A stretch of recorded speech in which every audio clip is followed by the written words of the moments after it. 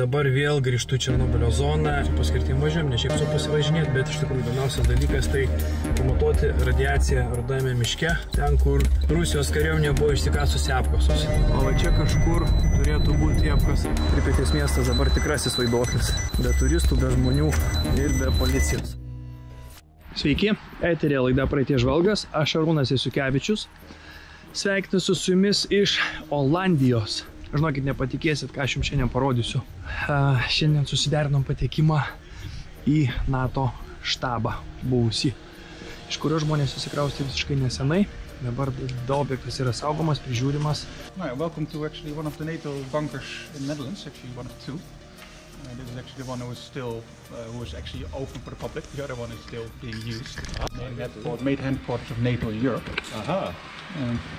It lies near Heerlen. This one is actually one of the largest nuclear bunkers in the Netherlands. Yeah. It is actually quite amazing. This is actually the visitor's entrance, as I call it. We have another entrance halfway, that is actually the chemical entrance. And on the back is actually the goods entrance. And there is also an emergency exit, but that is officially in Belgium. The army actually didn't abandon it, it was actually completely stripped. There was a very big disaster here actually, a couple in the 70s, 80s. There was a fire in the kitchen that spread into the ducts. And the ducts were lined with cork. So that took several days to take out. And then they thought, how we can protect the bunker better? We spray asbestos everywhere in the ducts. Like this very fine powder, and because of the trailing of the plant, the asbestos was spreading through the whole bunker. Around the 60s, they found out that some part of the bunker there was nearly 80% asbestos particles in the air. Okay. And then they realized, okay, the bunker needs to actually be closed, but it's not possible. It is actually a NATO installation. The civilian personnel needed to wear masks, but the soldiers didn't. They, of course, in their class, in their working environments, they are allowed to work in hazardous environments. Also, this also means dust-best environments, I don't know. But it was a very big scandal, and the Dutch government pushed very much to abandon it and close the bunker as fast as possible. So now who owns the bunker? The owner of the bunker is the Nature Trust in the area, Limburg Landschap. Okay. Is private person? No, it's actually a provincial organization who owns nature areas in the area. There are guided tours in very rare moments. Some years I have some tours here, especially. Okay. The guy I know actually is an expert on the bunkers in the area, and he has the key. So I could ask him, and he was nice enough to allow us. Okay, let's go.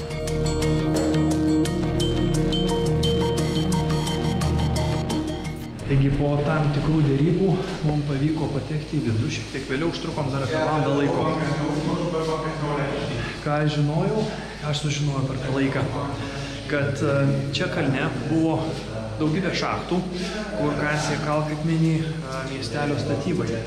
Ir po to tas šachtas 6-ame dešimtmetyje užėmė NATO kariuomenė ir pasidarė čia savo bunkerį. Čia buvo oro gynybos štabas, vienas iš rezervinių oro gynybos štabų. Bendras ilgis 8 km, bendras plotis 67 000 kvadratinių metrų. Dirbo nuo 200 žmonių. Čia jie gyveno galėjo praleisti nuo 30-40 naktų. Betono iš viso sunaudota statybai 28 000 kvadratinių metrų.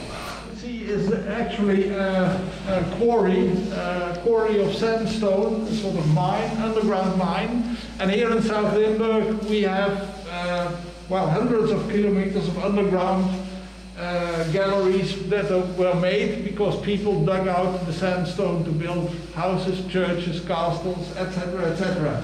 Here the Bosberg is a system of about 8 kilometers long.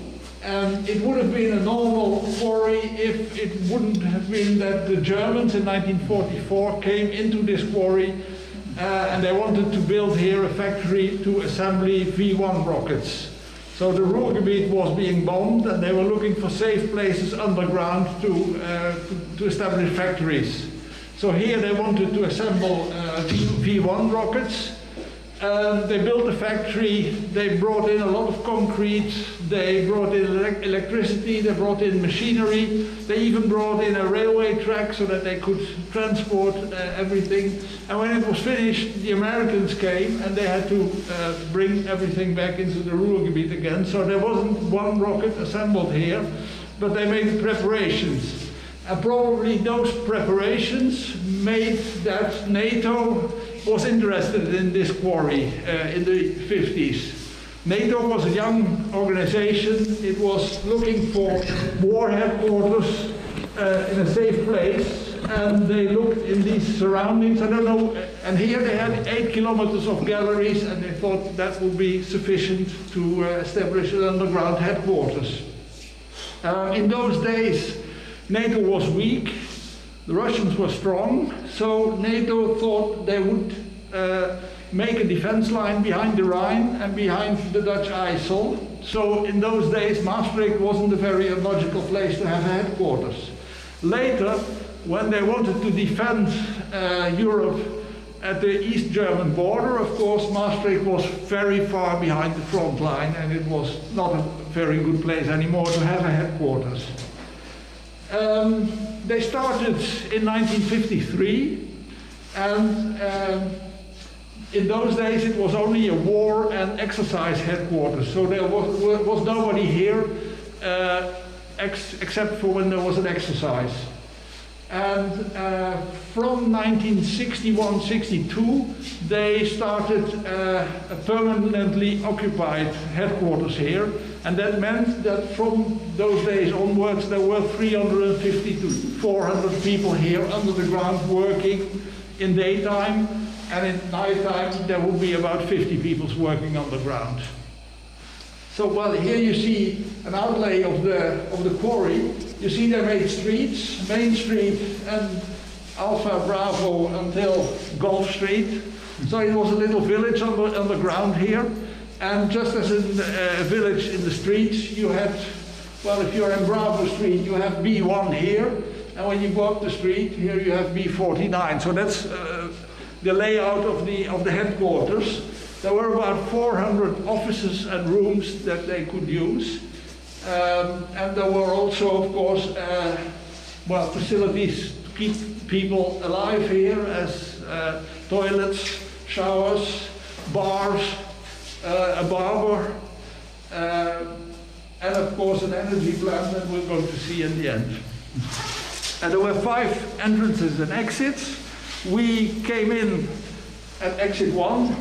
They call all the entrances exit. Exit 1 is the main entrance. Along the road to the castle you have exit 2, which was the decontamination station, and exit 3 was the goods entrance.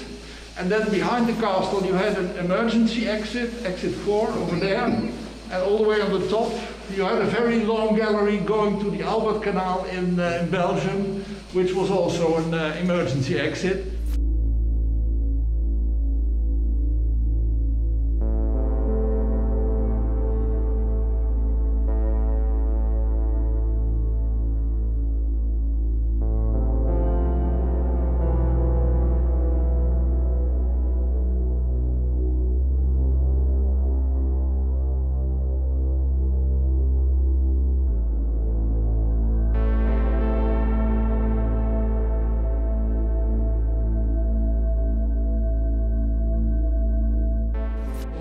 Čia su šito objektu turėjo labai didelę problemą, nes iš pradžių dėl triukšmo viduje buvo išmušta kamščiu. Po to buvo didelis gaisras, labai daug vidaus teritorijų išdegė ir tada buvo nuspręsta kamštį pakeisti asbestu. Žinot, kas yra asbestas? Asbestas yra pavojingas dalykas. Tai po to, kai išsikraustė kariuomenė, šio bunkerio ilgą laiką negalėjo naudoti, nes tiesiog turėjo nuskusti ir nudaužyti asbestą. Paskui augino grybus. And joined between, on the left side, the Northern Army Group, Nordtag, and on the right side, the 2nd Allied Air Force, 2nd Allied Tactical Air Force, they called 2ATAF. So Nordtag and 2ATAF, the operations of those two units were coordinated here. And Nordtag and 2ATAF had the job to defend the northern half of Western Germany. So actually you could say that the defense of the northern half of Western Germany, of the Netherlands, Belgium and Luxembourg was coordinated at wartime in this center. In peacetime they had headquarters in Rheindalen near Mönchengladbach. In peacetime the only thing that was left here was the air operations center. So the Air Force was always here, 2ATAF was always here, and Nordtag only came in exercises or at the moment that there would be a real war going on. So the Air Force was always here, the Army came in if necessary. But you had here Americans, Germans, Brits, Dutch and Belgians. That was the occupation of this headquarters. There were Canadians at some time, but in the end, in 1992, they were gone. So those were the nations, and they spoke English here.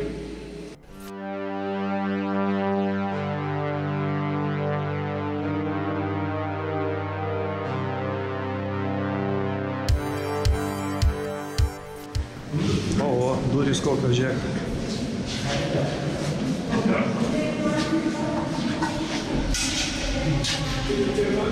Neblogai. Įėjimas yra iš pradžių durys, tada grotos, tada koridorius, tada vadinamas šikanas, vingiuotas kelias, tada dvejos ir medinės storos durys, ir paskui, kurios turi atlaikyti sprogimą. Ir dar vienos plonesnės, bet gerai hermetiškai nusidarančios durys. Ir tada mes patenkame į begalinių ilgių tunelį. Iš tiesų, ne į kamerą dar pasako vieną įdomų dalyką, kad buvo toks laikmetis, kada šioje bazėje vadovavo amerikiečiai. Tai amerikiečių vadas nusprendė važinėjimą iš vieno galo bazės į kitą naudoti automobilį Rover Mini. O šiai bazėje buvo tvarka, kad tolimiems atstumams buvo skirti dviračiai. Bet jisai nusprendė, kad jisai dviračių nenori važinėti, važinės automobiliu. Ir po to, kai šie išsikraustė NATO, vieno iš koridoriaus, taip vadinamos gatvės gale, jie buvo palikę daugybę šiukšlių krūvą. Ir to šiukšlių krūvoje žmonės tašydami paskui rado ir tą patį mini roverį, kuris buvo paliktas tiesiog kaip šiukšlė, nes jo priregistruoti buvo neįmanoma čia. Vieną pusę tunkšt, į kitą pusę sankryža ir į kitą pusę Kuroskoras. Čia buvo ir ligoninė šitame bunkeryje. Medical Center Main Street.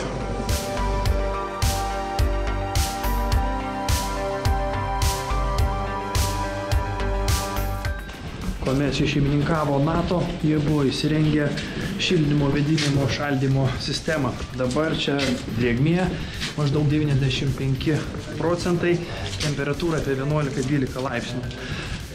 Kuomet čia buvo kariškiai, temperatūra buvo palaikoma apie 20 laipsnių ir viduje nuolat veikia kondicionavimo sistema. Tai per savaitę kainuodavo dabartiniais pinigais 20 000 eurų.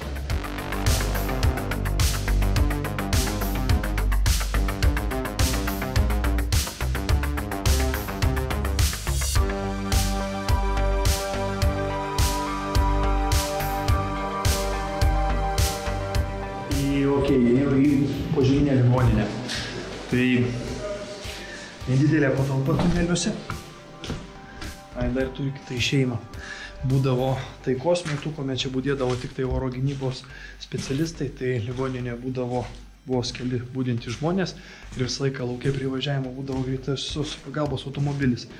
O pratybų metu čia veikdavo pilna vertiška ligoninė, kuri jos būdavo užduotis pasirūpinti visais susergančiais ar sužeistais pratybų metu, nes per pratybas jie čia užsidarydavo ir iš viso bunkerio būdavo draudžiama išeiti. Užsidarydavo jie keliom savaitėm. Tai tada ir medikai buvo atsakingi. Atidarydavo bunkerį tik jeigu kažkas numirdavo. Iš tikrųjų, ta visa struktūra, sistema yra sunkiai įsivaizduojamo dydžio, žinokit. Mano iki šiol lankyta didžiausia požeminė karinė struktūra buvo Regenwurmlager, bet žinokit, čia tuneliai yra įspūdingesni, aukštis didžiulis. Ir vėlgi visa sistema veikia ne kaip gamykla, o kaip štabas. Čia jie turėjo ryšius, radio ryšį, telefoninį ryšį, telegrafo, telefakso ryšį. Ir daugumą sistemų būdavo ne tik, kad sistemos jos buvo dubliuojamos ir netgi 3 linijos atliko tą pačią funkciją vien dėl patikimumo. Ant šio kalno buvo vienas ryšio bokštas Ir dar sekantis dubliuojantis ryšio bokštas buvo už kelių kilometrų. Jie turėjo kontaktą ne tik su kitais kariniais padaliniais, bet ir su civiliniais oro uostais tam, kad galėtų gauti informaciją iš jų ir jiem perduoti. Main Street, pagrindinė gatvė. Ta prasme, čia yra kaip miestas po žeme gatvės ir va čia yra šone namas. Va čia, pavyzdžiui, užrašyta, čia gaisrinė buvo, čia užrašyta, ką reikia padaryti gaisro atveju. Tiesiog begalinio dydžio. Pastatas numeris 18. Tie pastatai savo numerius turėjo žemėlapyje, jie irgi sužymėti. Va, šitas pastatas, pavyzdžiui, 2 aukštų buvo perdengimas ir pirmam aukšte.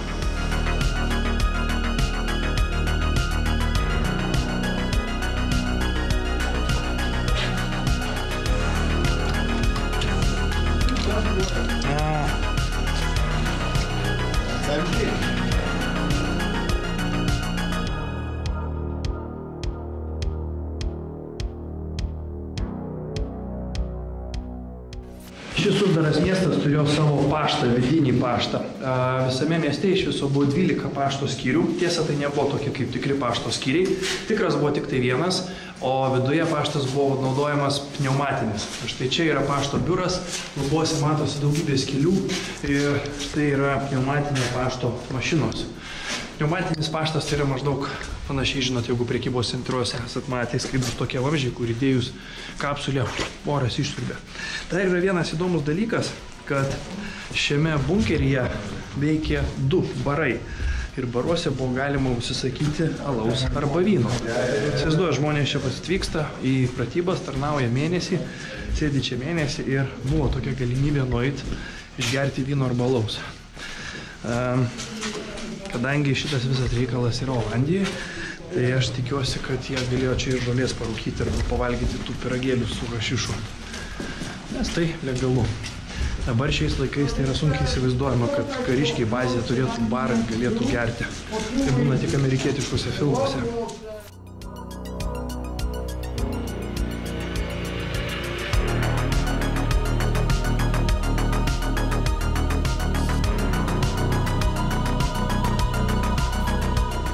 O štai patekau į vieną iš barų.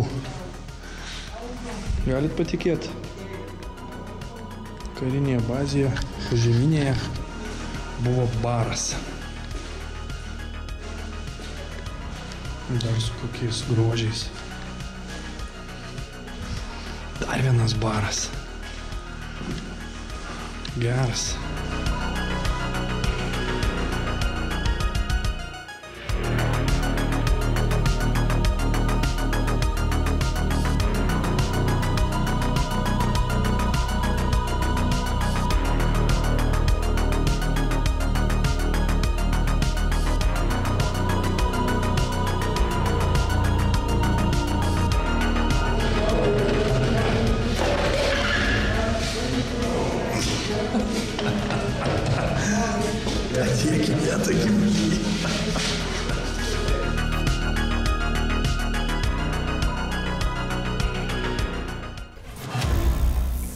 Čia yra oro kontrolės centras.